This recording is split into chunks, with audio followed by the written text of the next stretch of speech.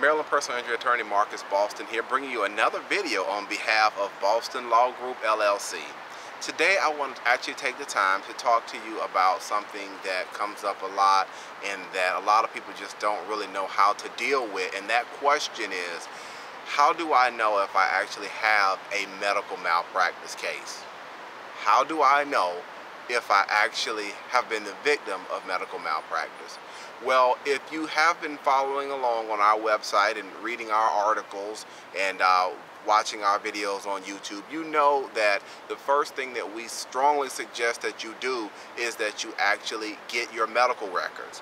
It's through your medical records that you can actually go and actually begin to learn what may or may not have happened in your case.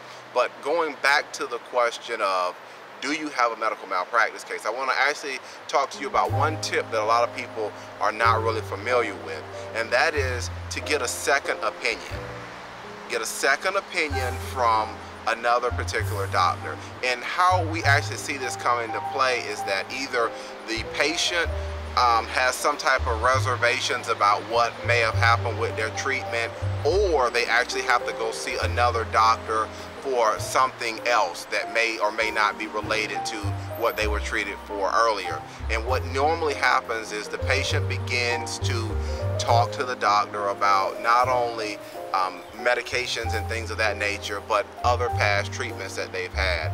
And it is during these conversations that the second doctor may actually give you a good idea as to what may or may not have happened earlier in your treatment. Some doctors will actually come out and say, you know, I think there may have been something wrong that was done earlier.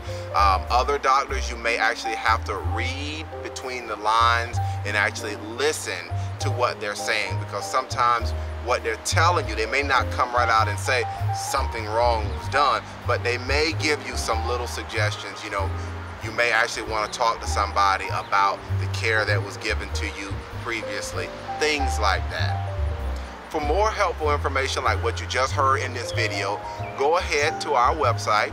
That's bostonlawllc.com.